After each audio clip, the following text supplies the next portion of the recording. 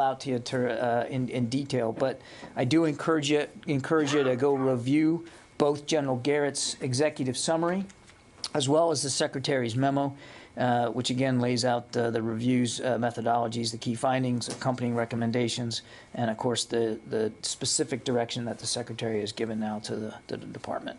Both of those documents and outcomes will be fully incorporated into the Department's broader civilian harm mitigation and response action plan, which was directed by the Secretary back in January. Chris Mayer, the Assistant Secretary for Special Operations and Low Intensity Conflict, is hard at work on getting the work of that civilian harm mitigation and response action plan done and getting his team in place. That work is ongoing. Switching topics to suicide, obviously remains a challenging issue here in the Department and, of course, across the country. Back in March, you might remember that the Secretary established the Suicide Prevention and Response Independent Review Committee to conduct a comprehensive review of the Department's efforts to address and prevent suicide in the military. Today, we're announcing that the committee will be led by Dr. Gail Iwamasa, a leading expert in mental health from the Department of Veterans Affairs. She will be joined by committee members who are experts in their own respective fields and who collectively represent a public health approach to suicide.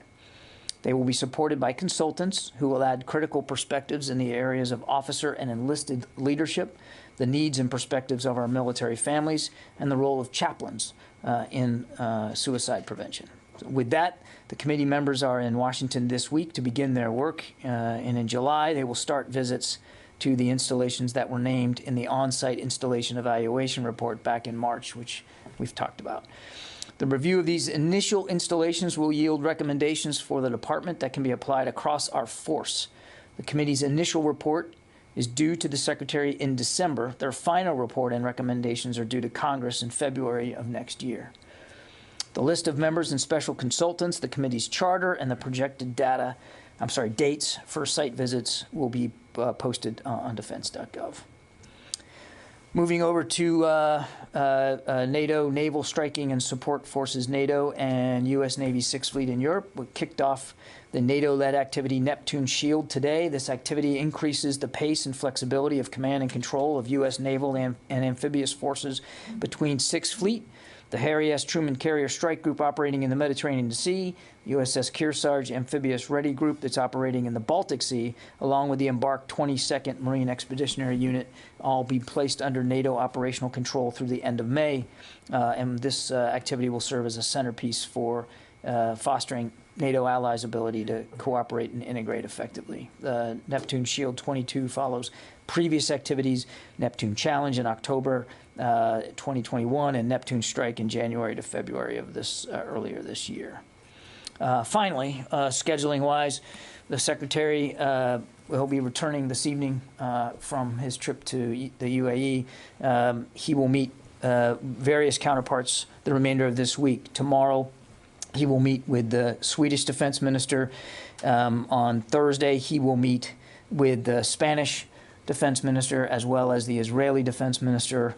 And then on Friday, he'll meet with his Colombian counterpart. We'll have, obviously, photo sprays and access at the beginning of these meetings, as well as readouts after the fact. And with that, take questions. Lita, thank you for bearing with me. So just one on Baghouz. It appears that he found that there were no violations of law of war, etc. But were there no findings that anyone either got a letter of reprimand or anything in these multiple failures for filing not on time, et cetera, et cetera? No, the General Garrett did not see the need, because of the process, the compliance deficiencies, he did not find a need to have personal accountability for those. Okay, and then just on Ukraine, Mariupol appears either fallen or on the brink of falling. What is the U.S. assessment of sort of the impact of that at this point? And do you believe that the city is actually now under complete Russian control? I would point you back to what the Ukrainian Ministry of Defense said themselves, which is that the combat mission in Mariupol has ended. I think we certainly would defer to them, the Ukrainians, to define what's going on there. And look, no question that the civilians that were stuck there at the plant, who have finally been able to get out, and the soldiers that continued to resist there, did so bravely and skillfully. And it's quite admirable to think how long they were able to hold out. And President Zelensky referred to them as heroes. I think we would all agree with that. What this means is difficult to know at this particular time. And I want to be careful not to speak to, Russian intent here or their planning process. But we have long talked about the significance of Mariupol as a major economic port on the Sea of Azov, and also geographically relevant to the fighting in the east, sort of at the southern end of of where the Donbass region cuts across the extreme east of Ukraine. And we have long talked about the fact that we believe the Russians were going to try to encircle Ukrainian troops that are in the Donbass region and in the east, and to be able to free up forces to do that from the south meant Mariupol was important to them. So again, I'll let the Ukrainians speak to the mission itself, but it's clear that the Russians still have an intent here to encircle and to occupy the Donbass and the eastern part of the country. I would add, Lita, that they have not succeeded in that. Mariupol aside, the fighting still goes on in the Donbass. There's a lot of back and forth. It's a very, as we say at the Pentagon, it's a kinetic fight. There's a lot going on still there, and the Ukrainians are still putting up a very stiff resistance in towns and villages throughout the Donbass. Jen? John, in terms of these reports, going back to the Baghouz report, how come nobody is ever punished when these reports come out? There's never any accountability. Jen, I think, and you've been covering the Pentagon a long time, you know that we take leadership and accountability very seriously here. I'm not going to, I couldn't begin and wouldn't try to chronicle every single incident of civilian casualties over the past years an example. What I can talk about here today is Baghouz. And the reason why the Secretary wanted a 4-star who wasn't connected to the operation in any way to review it was to make sure that we got it right in terms of how this operation was conducted and how it was investigated and dealt with after the fact. And he has complete trust and confidence in the work that General Garrett did. And General Garrett looked at this exhaustively over the course of many months to make sure that he could properly understand what happened. And he did not find, and he's laid it out in that exec sum that you can see for yourself. He did not find that anybody acted outside the law of war, that there was no malicious intent, that the ground force commander, given the information he had at the time, made the best decisions he could in the moment against a very aggressive ISIS force. And he also found that after the fact, there were deficiencies in the way this was investigated and processed. So I think while we don't always get everything right, we do try to improve. We do try to be as transparent as we can about what we learn, and we're standing up here taking questions about it. And not that I don't want to. Well, I'll just leave it at that. And just as a follow-up, there's a new Dod Ig report on Afghanistan. There are a series of reports about to come out about the withdrawal from Afghanistan. And one of the conclusions is that ISIS-K is on the rise there in recruiting, and that there's an assessment that in the next 12 to 24 months, this is a CENTCOM assessment, that the Al-Qaeda will be given greater freedom of movement by the Taliban in Afghanistan. Doesn't this suggest that the withdrawal was a mistake, was a failure, and what are you going to do about it with the rise of Al-Qaeda and ISIS-K being documented in your own Dod Ig report? We had long said that it was possible that groups like ISIS-K and even Al-Qaeda could try to find a renewed foothold in Afghanistan with with our departure from Afghanistan, but I don't believe that we would at all agree that our departure from Afghanistan was a mistake. Our troops had fought there for 20 years, had accomplished the mission for which they were sent. There has been no 9/11-like attack on the United States since the attack that emanated from Afghanistan. And in the process, we certainly made improvements in Afghanistan.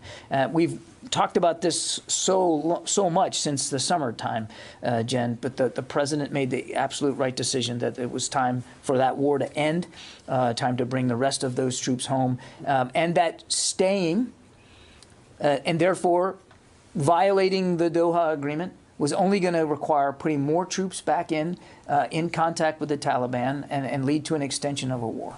But this says on page 14, the DIA, Defense Intelligence Agency, assesses that ISIS-K could direct attacks against the U.S. homeland within the next year. That seems to me like a problem. We've noted that groups like ISIS-K could try to reconstitute themselves, and that's why we're working continually on making sure we've got a strong over-the-horizon counterterrorism capabilities, why we're working with partner nations to be able to do that. And it's not like we don't, it's not like, I mean, you just read something right from DIA, from the Defense Intelligence Agency, which ought to tell you exactly my point, which is we are watching this. We are monitoring this. We're not just sitting idly by waiting for another group to be able to develop a capability. And we have over-the-horizon capabilities to deal with that. So you don't have anyone on the ground, and so you're going to have more CIVCAS, which is related to the Baghouz report. Why would we have more Because CIVCAS? if you don't have anyone on the ground to actually spot, how are you going to go after? Again, Jen, we've talked about the fact that over-the-horizon counterterrorism is going to be more difficult. It's not impossible, but it is going to be more difficult. And I actually take issue with the presumption that just because we don't have people on the ground, that's going to lead to more civilian casualties. We haven't done a strike in Afghanistan since we left. That we haven't felt the need to do that. And it's not about hitting every single terrorist in Afghanistan anytime you want.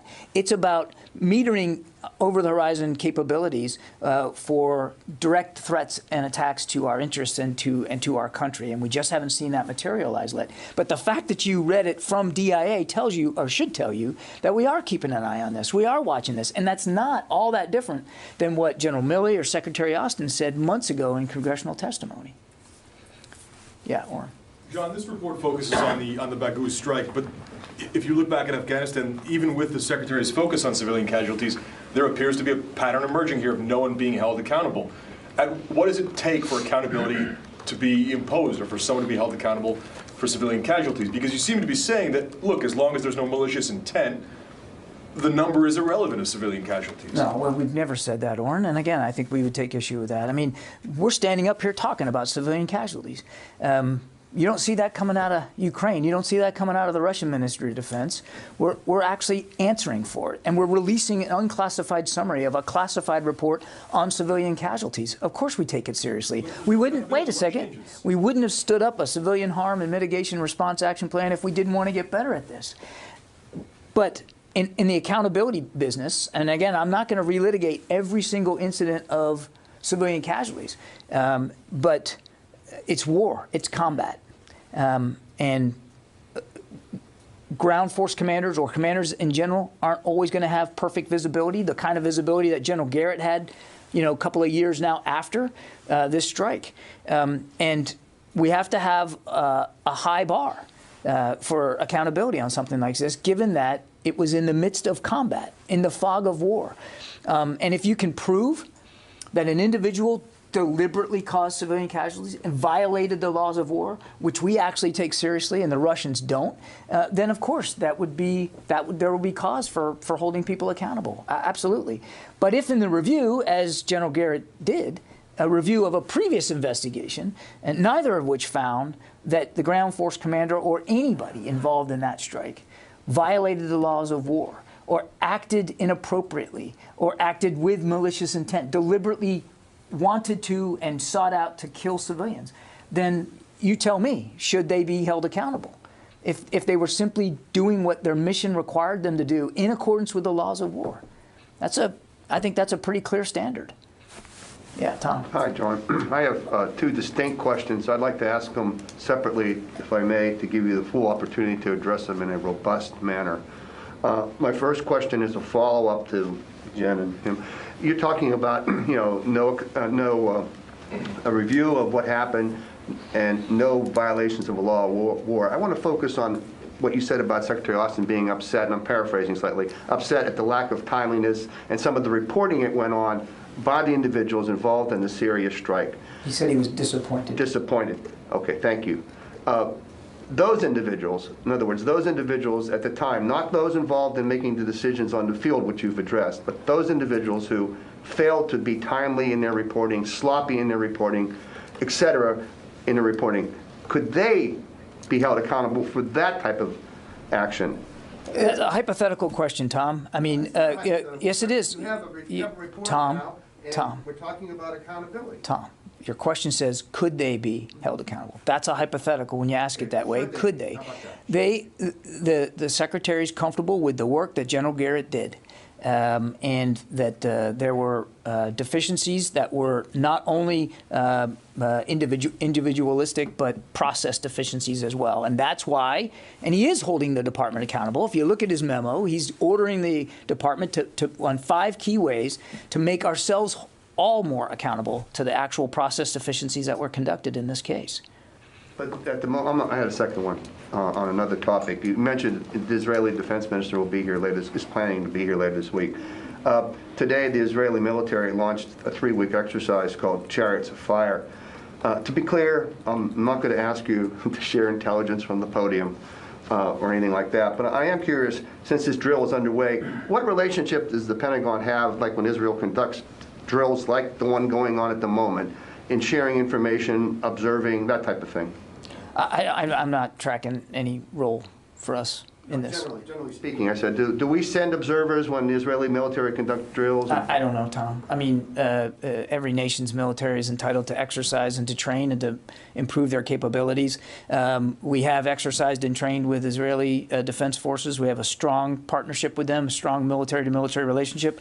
I do not know what role, if any, we have as observers or involved at all in this exercise. The Israelis just put out that the U.S. Air Force would be involved. I don't have that.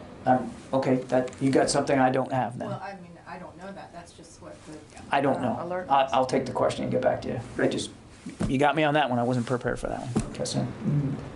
On Baghuz strike, John, you made several times when we talk about this strike, you compared U.S. treatment to the civilian casualty claims to the Russian treatment to these types of operations.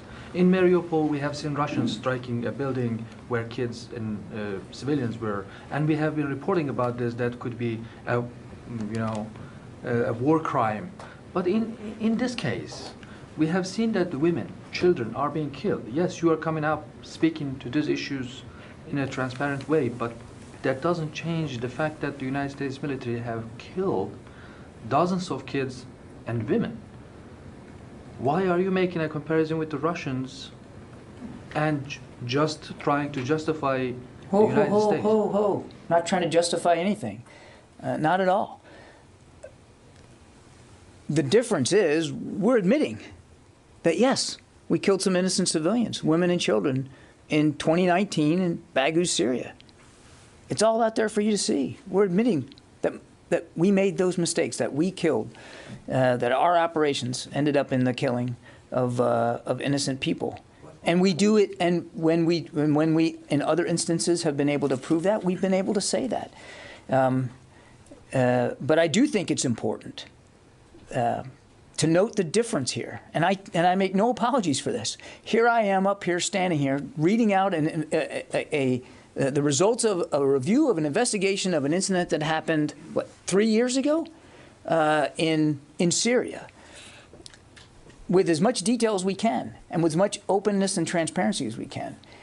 And you talked about Mariupol, and you can look at places like Bucha, and Kyiv, and Chernihiv, and Kharkiv. We can go on and on and on about how many thousands of Ukrainian innocent people have been killed and wounded and flung into refuge by a reckless and unprovoked invasion from another nation, in this case Russia, with zero discussion or zero admission of their own guilt in that. Zero recognition that they and their soldiers have committed war crimes. Now again, I'm not trying to deflect this. We're up here talking about it, and I'll stand up here all day and we can talk about Baghouz as long as you want. And the documents are going to be in your inbox if they aren't already. You can look at it yourself. We'll stand up and talk about Baghouz all you want, and I'm happy to admit that we have got work to do. And that's why the Secretary, again, publicly stood up a whole team just to get better at civilian harm mitigation. But I don't think it's inappropriate for us in this day and moment, at this particular time, to not consider what's going on in Ukraine by the Russians at their hand. I do think that that's a fair thing to put into some context here. That's the difference between a responsible modern military and an irresponsible modern military. Yeah, but as long as there is no accountability, what is the meaning of speaking all day or publishing all these pages by pages of reports? We are holding ourselves accountable. We're letting you see everything. Now, did anybody get fired because of Baghouz? No. But it's not because we're trying to protect careers. General Garrett had a completely independent look at this strike, Kassim. I can't change the facts. I didn't do the review. He did. And the Secretary chose a 4-star who was completely separate from this to go look at this. And he came back and said that there were no violations of law of war. There was no need to hold somebody personally accountable for what happened that day. I mean, again, I think it's important to remember the ground force commander had certain information available to him. Information, and that Garrett had information in hindsight that he didn't have. But given the information that he had at the time, he made the best decisions he could in the fog of war, in the midst of combat, against a very determined enemy in a concentrated part of territory in Syria, who were fighting very, very aggressively against our SDF counterparts. You make the best decisions you can in war. Do you get it right every time? No. And that's regrettable for all of us. We actually do feel bad about this. But I don't think it's at all a statement that we're not holding ourselves accountable. We are. And the Secretary wouldn't have sent a memo today ordering changes to the way we handle these processes if we weren't willing to hold ourselves accountable. But why isn't General Garrett here answering the questions, John? I think that we've been as transparent as we can be here, Jen. I mean, it seems like he and the ground commander, those would be the people who should answer the questions. And let's not forget that it was the New York Times that caused this review to take place. It would not have been taken place without reporters looking into it. I'm not denying that the New York Times report spurred this review. I mean, that's one of the most valuable things about a free press is you find things out that maybe we weren't aware of, and you make us think a little bit harder about it. You make us dive a little deeper in that, and that's, that's to the press's credit. But again, we've been very open about this particular review. You can see the documents for yourself. Yeah, Joe. Hey, John, thanks. 2 questions here. You mentioned Neptune Shield. Has that exercise been modified in any way in light of the ongoing conflict in Ukraine? And also, there's a Balt Ops exercise that usually happens in June. Will that take place as planned or be modified? You'd have to talk to Naval Forces Europe and NATO Striking Fleet. I don't know. I don't know what modifications were done on the exercise or what that means for Balt Ops. I don't know. Okay, and Greek media is reporting that Greece is seeking to be part of the F-35 program and that Lockheed is also interested in Greece joining. Does the Pentagon support Greece buying the F-35? Refer you to my State Department colleagues. They handle all foreign military sales. Why is that funny? I think it's great because I knew it was coming, that's all. I just love it. Boom. I always like to time it between the end of the question and that response. It's just fun. Fair enough. I'm glad that's good for you. Yeah? I would like to go back to the Sixth Fleet. The Kearsarge group is expected to arrive in Stockholm very shortly. First, can you confirm that? And second, is it linked to the fact that Sweden has started the process to join NATO? I don't think there's any connection between a port visit and Sweden's decision to seek NATO membership. I won't talk about ship schedules, though. I mean, I don't think we have ever gotten in the business of talking about exact schedules for ships and port visits. But there's no connection to a port visit in Stockholm to Sweden's desire to seek NATO membership. No. Yeah. 2 quick questions. In terms of, so defense officials have mentioned that the likeliness of this war, it could go on for a while. Is the DoD tracking any possible equipment, personnel, or technology bottlenecks that the Russians might have to overcome to continue to prosecute this war? I think we've already talked about the fact that that we know Mr. Putin is having trouble being able to purchase some necessary electronic components to his precision-guided munitions, and that's based a lot on the, we believe, the pressure that that the sanctions have put on his defense industrial base. But beyond that, I don't have a specific example. Yeah. And then it seems that the Ukrainians are making some progress on a couple fronts, most notably around Kharkiv. After the Shogu call, Austin mentioned that there should be calls for a ceasefire. The UK has said that's a little too early. Do you think that a possible ceasefire could actually harm the Ukrainian counteroffensive in some of these areas? I think we all want to see the fighting end, and that's what the Secretary is referring to, an end to the conflict. What we're doing in the meantime is trying to provide as many advantages to the Ukrainian armed forces as we can so that they are in a better position on the battlefield. And should there be a negotiation, a negotiated end to it, that they're in a better position at the negotiating table as well. Motion. Can you tell us about the Secretary of the Navy's visit to the USS George Washington today? What his message was to sailors and what he wanted the sailors to know? Also, did he take questions? What were some of the concerns that were raised by sailors during the visit? My understanding is that the Secretary wanted to get a chance to personally talk to sailors and to leadership at aboard the ship to get a handle on what they're doing to accommodate the needs of sailors that are working in this environment. I know that many sailors have moved off the ship. I think almost all by now have moved off the ship, and I think Secretary Del Toro wanted to see eyes on for himself what the conditions are on the ship, get a chance to talk to sailors and hear their concerns. My understanding, I wasn't there most, but my understanding was he did get a chance to talk directly with sailors and to hear their concerns.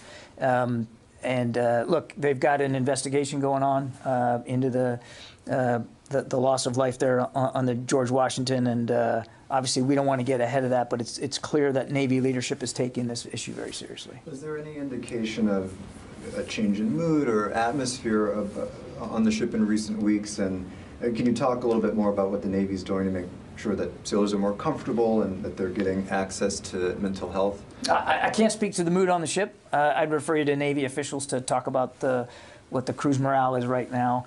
Look, I've served on 3 ships. Each one of the 3 ships I served on had a yard period, nothing like a refueling.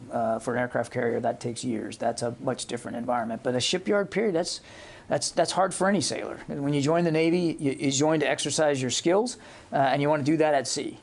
So it's tough duty. And I'm sure the Secretary had a chance to see for himself the conditions on the GW, which again, a ship is not meant to be penned up in a yard. It's a difficult environment, and it's very clear that the Navy's taken the conditions seriously and the concerns of the sailors seriously. They're beginning to move. Like I said, most of them are off the ship now.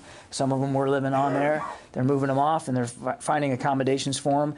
And they're making available to them mental health counseling and support, making it clear to the crew that it's a strength, not a weakness, to ask for support. And they're making that support available to them. But again, for more detail on what's going on in the ship, I'd point you to the Navy. Yeah, I haven't gotten anybody in the phone here. Phil Stewart. Hey, John. Real quick, on the August 29th strike in Kabul, have the families of the victims received any condolence payments yet? Have any been brought to the United States? If you could update us on that. And sorry if I missed something on that. And then secondly, there have been reports that Putin is taking personal control or command of some aspects of this war, perhaps out of frustration with his progress. Could you comment on that? Thanks. Second question. On your first question, I don't have anything to report with respect to ex gratia payments or transportation of the family from Afghanistan at this point. What was your second question? About Putin and whether or not he is personally kind of getting involved in managing the war. Again, Phil, we don't have perfect visibility into the upper levels of command of the Russian military. He is, as president of the Russian Federation, he is ultimately in charge of his military. We know that that he was involved in the planning of this invasion from the very earliest days, and we know that that he has remained in contact with his senior civilian and military leaders throughout it. Now, exactly what he's hearing from them, how accurate that is, and how that affects whatever decisions he's making, we couldn't say. Jeff Selden. John, thanks very much for doing this. Question regarding the Inspector General report on Afghanistan, which warned that the Taliban might start to loosen restrictions on al-Qaeda. How worried is the Pentagon that the Taliban are preparing to go back on their word from the Doha Agreement? And the report also talked about the Taliban making what it called incremental gains with repairing and deploying some of the aircraft that the Taliban captured. How big of a concern is that to regional stability moving forward? On al-Qaeda, we've long said that we're going to judge the Taliban by what they do, not what they say, and we have acknowledged that, as I said earlier, that al-Qaeda could try to achieve a stronger foothold in Afghanistan. It's not like they weren't there before; they were, and one of the things that we were watching for before the president's decision to order the removal of troops from Afghanistan was, in fact, the degree to which the Taliban were abiding by their Doha commitments to not provide safe haven to al-Qaeda, and we weren't able to ascertain 100% that they were willing and able to do that. So we're watching this as closely as we can. Is it of concern? Of course it's of concern. Nobody wants to see al-Qaeda regain any kind of tangible footprint in Afghanistan or any ability to plan or attack outside the region again. That's why we're monitoring it. That's why we're closely watching it. That's why we're continuing to work on an over-the-horizon counterterrorism capability. On the aircraft thing, I haven't seen that part of the report, so I'm just going to take your question and we'll see if we can get you a better answer. But I'll leave it at that. Mike Brest, Washington. Hi, thank you. CENTCOM told the New York Times at the time they came out with their piece on the Syrian strike that there were 16 confirmed fighters among the 80 that died. Only 4 were civilians. Can you speak to the other 60 people who CENTCOM couldn't identify as either a friendly or a fighter, and address if we know how many civilian casualties were even in the strike? I'm not going to relitigate the investigation.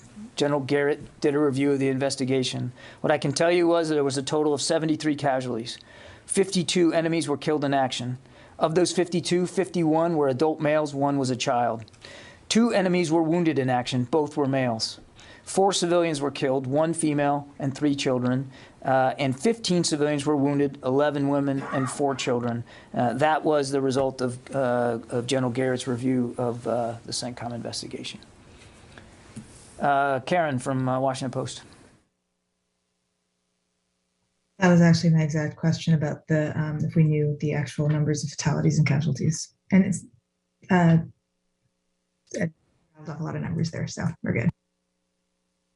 Shogul. Thank you. During today's UAP hearing, a congressman asked whether the Defense Department has the capability to monitor for UAPs underwater. The congressman was told this was a matter for a closed session. So I was hoping to reframe his question. Is DOD looking for UAPs underwater? I'm not going to even attempt that one, Jeff. If it's a matter for a closed session with Congress, I think you can understand why we wouldn't be talking about that from the podium. Okay, Gordon.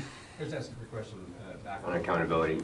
I think what fuels a lot of the questions is this idea that even when the Pentagon chooses an independent 4-star, separate from the operation and all that, the person is still cut from the same cloth, culture, and the rest of it. Has the Secretary given any thought to like further distancing some of these reviews, which are critical to your own scrutiny of these operations away from, as best or more so, from the culture and the operations that... Look, I think it's got to be a balance, but somebody also has to be informed and educated and experienced in military operations as well. So, look, he stood up a civilian harm mitigation and response action plan.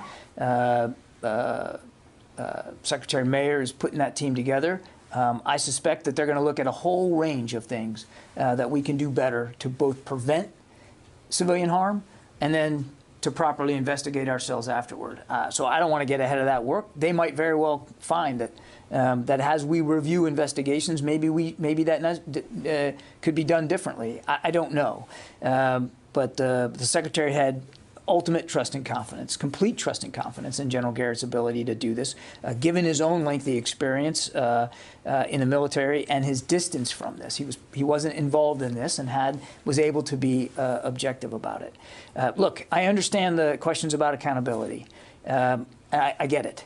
We take each one as it comes, and each one, if it's not properly investigated, you've seen us be willing to go back in and reinvestigate it. And that includes the 29 August airstrike in Kabul. In war, not every decision goes exactly as you predict it will. Not every action you take has all the effects that you want it to have. And as hard as we work, and I'll say it again, no other military in the world works harder than the United States military to prevent or to not cause civilian harm. It's impossible to get to zero in every case during every conflict. It's just impossible. The difference is that we do hold ourselves accountable. I know you don't think we do because nobody got fired, but the department holds itself accountable because we're actually investigating these things. And even when we don't think the investigation maybe it needs to be looked at again, we look at it again. And then we make those results public. We talk about it. We answer questions about it. That's holding ourselves to account. I get it. I understand it. You know, there are some who would like to see, you know, jobs lost, positions fired, and we're not afraid to do that in many cases throughout the department. But it's war, and the decisions we make, we want to look and see if those decisions were the right ones in the moment, with the information that they had available to them, with the actual, tangible, lethal threat in their face. And in this case, and I'm not going to relitigate every case, but in this case, General Garrett found that the ground force commander made the best decisions that he could, given the information he had at the time, given a very lethal, very aggressive ISIS threat in a very confined space. And it is deeply regrettable. We deeply regret. We apologize for the loss of innocent life that was taken in this particular strike. It matters to us. It matters so much to us that the Secretary of Defense wanted a review of this investigation done, and the Secretary of Defense personally has now issued guidance to the department to get better at the deficiencies that General Garrett found. And we're going to keep working at this, Gordon. We're not always going to get it right, but we're always going to try to get it right, and we're going to try to talk about what we're doing to get it right. And I think that's remarkable. Okay, thank you.